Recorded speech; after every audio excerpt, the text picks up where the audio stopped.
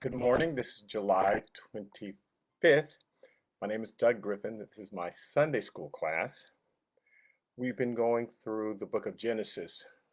Started Genesis chapter 1 last March. And just going line by line by line, verse by verse. When you do it that way, you're more likely to get the correct interpretation of these scriptures. Uh, I like calling it the unbiased word because often certain interpretations been passed down by various denominations, with Baptist, Methodist, whatever churches we're from, and they could really color how we see the word. But if you just read it and let the text tell you what it says, like you'd read any story, it's very clear what the text is saying. Now we're in Genesis chapter 35. Um, let's just let's back up farther than we usually do. Excuse me. After Noah got off the boat, he had three sons, Shem, Ham, and Japheth. Um, they were married, they had kids. They spread out. Uh, Japheth, as we spent a whole lesson on it, his people mostly went up north and then I guess that would be west towards Europe. Shem, the Shemites, a lot of them stayed there in that area, and then they went east. And Ham and his people went south. They're in Turkey, Mount Ararat, in the Turkey area. So they went straight down south through present-day Israel, Africa, etc. Um, but Canaan's, who is Noah's grandson, that's who was cursed. Canaan was cursed. His people settled in what we call present-day Israel, and God knows that this group of people are eventually going to sin so badly. Sodom and Gomorrah is just an example of the Canaanites, not Ham, because Ham had a bunch of kids who went to Egypt, who went to Libya, and all over. But the Canaanites, Ham's son, Noah's grandson, settled in one particular area, and God's looking at them. It's like looking at a family that you think they're going to lose that house. I can just tell they're going to lose that house. They don't have enough money. They shouldn't have moved into that house. They can't afford that house. They're going to lose that. You're just like waiting for it to happen. Foreclosure's coming, and they're going to have to abandon it. And God's looking at this area, and of course He can see ahead. So He's not guessing. He knows the Canaanites eventually will destroy themselves, and that enough destruction will come upon them that land will be cleared out ultimately because of God giving them consequences for their sin. They were more sinful than anybody on the earth. The Canaanites. It all started with Canaan and whatever he did. Canaan, by the way, did it, not Ham. Whatever Canaan did to Noah and his wife, because he said immediately, cursed be Canaan. He didn't say cursed be Ham. So Canaan must have done it. So, but anyway, so God is telling Abraham, I'm going to give you this land. If you follow me, I'm going to give you this land. You just have to wait for it, you and your descendants.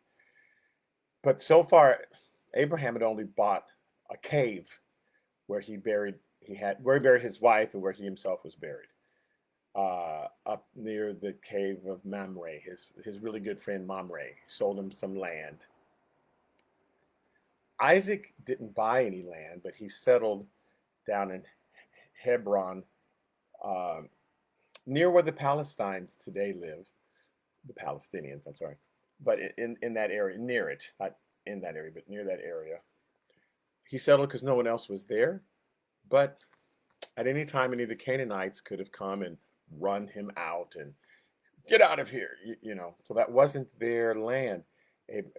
Abraham, Isaac, Jacob. Jacob bought some land near Shechem. And so that's all they own, this family, Abraham, Isaac, Jacob, Esau. They own a little land near Shechem. They own a cave near the tree of Mamre. That's all the family really owns in this whole area. And so, and Jacob didn't buy that till he came back from after running from his brother.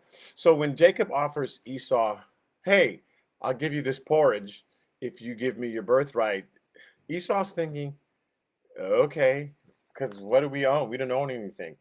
And your birthright simply means you're going to get a double portion. Because you're the older brother, you get a double portion. Because if something happens to the younger brother and his wives, you have to take them in. It wasn't really a reward for being the oldest. It was responsibility. If you had 8 brothers and sisters, and something happened to each one of them, you were supposed to take in the widow and take in their orphans, and so you needed more land than everybody else. You were the oldest, you got a double portion of land compared to everybody else. So, but Esau's looking around thinking, double portion of that cave? Because that's all we really own. So that's why it was no big deal to him. He didn't know how's God going to possibly get rid of all these Canaanites and give us this land? So Esau starts looking somewhere else for places he could conquer. And he eventually settled on east of Israel, this land called Edom, which is kind of named after him. He went in and conquered that land. He had a nice big chunk of land because those people he figured he could take. He looked at the Canaanites and said, they're pretty nasty, pretty evil people. I don't think I can take them. So, but Jacob doesn't know that, right? Jacob's thinking, my brother's going to kill me because I tricked him out of his birthright and I took his blessing. So he goes up north. But on his way up north, he meets with God. God stops him and says, hey, I'm going to protect you. I'm going to bring you back to this land. And Jacob says, well, if you're going to protect me and bring me back, then you'll be my God, and I will vow to you, and I'll build an altar here, and I'll give you a tenth of. Okay, so he goes up there. God brings him back.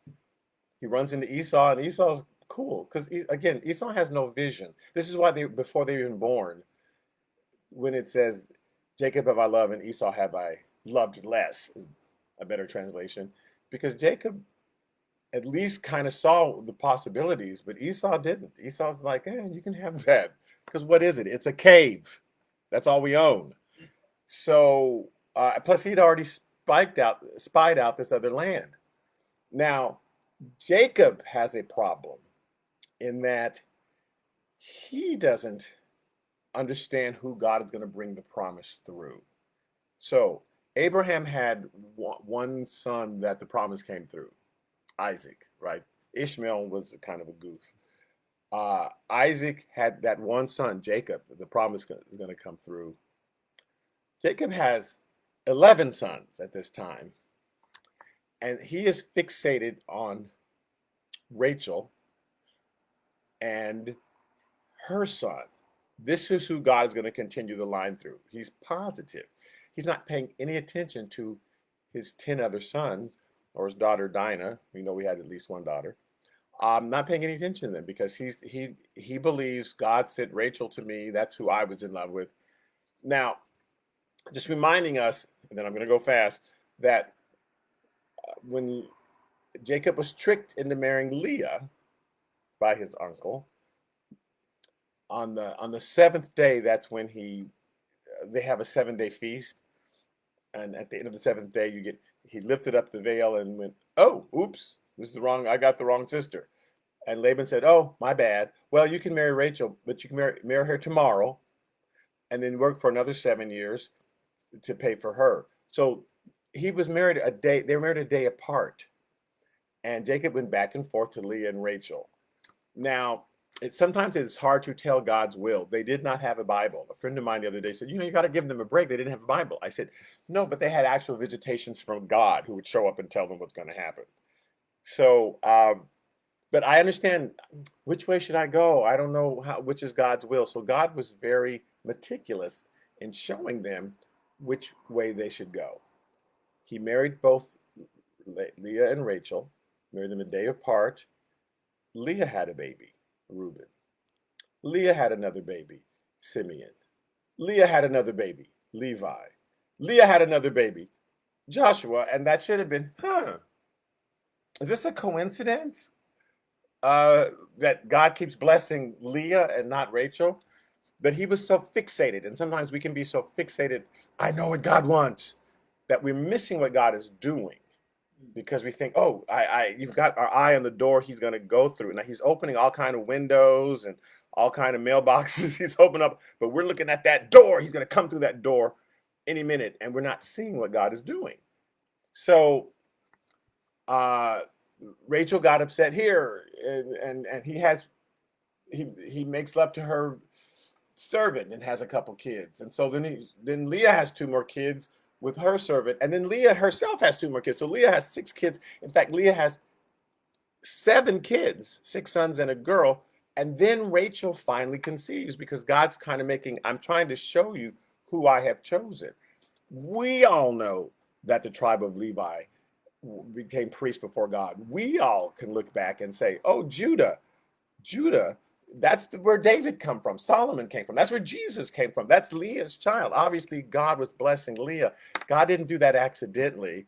God didn't go, I meant to bless, Rachel was really doing, but I accidentally God did that on purpose to show him, this is who I've blessed. You think that you've been tricked into this wife, but there's nothing happened that I don't allow to happen. So if I allowed it to happen, you need to look at my purpose. Why did I allow that to happen? What am I doing there? But instead, you're assuming it was a mistake and you're just focused on Rachel and her one son, Joseph. And that's where he was stuck. And he'd also said, I am going to go back to you, Lord, and I'll vow. And he hadn't gone back. So in Genesis chapter 35, Jacob is stuck and God has tried to change his name. He again is thinking, I was born in second place. I had to grab my brother's heel. I had to trick him into selling his birthright. I had to steal his blessing. And that gives you imposter syndrome. Because you know that you really tricked your way into everything that you're doing, which you don't have to do if God is on your side. God will open the door for you. You don't have to lie on an application. You don't have to cheat here or slip somebody $5 get you. God opens the doors, and it's legitimate when God does it. But when you do it, you're always afraid that there is going to be some sort of repercussion later, and that's what Jacob was afraid of. When he runs into Esau later, it's like, oh no, here's Esau. He's going to kill me. Esau had moved on. He'd already found land that he wanted. But Jacob never went back home. Jacob he never saw his mother again, never saw his father. It's been years. In fact, he told Esau, okay, I'll meet you back at the house, and lied and just stayed up there because he's still afraid.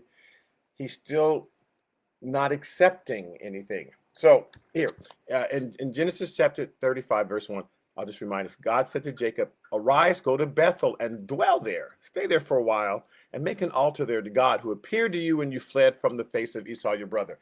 And this is the first time that God sent somebody back to the original place where he spoke to them. When God spoke to Abraham, he spoke to him in Bethel, then he went a little bit farther west and he spoke to him again, a little farther west and spoke to him again. Not that God won't speak to you several times, but seldom does God have to send you back to the original place. But he had to send him back. You need to go back and remind yourself of the vow you took and what was going on in your mind and what I said to you.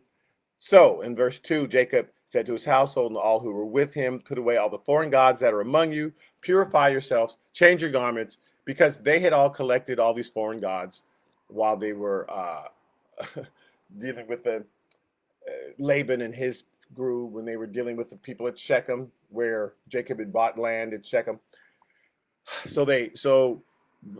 Next verse 3, then let us arise, we'll go to Bethel, we'll make an altar there to God who answered me in the day of my distress and has been with me in the way which I have gone. So they gave Jacob all the foreign gods which are in their hands and their earrings which are in the ear. We discussed the earrings last week. It says,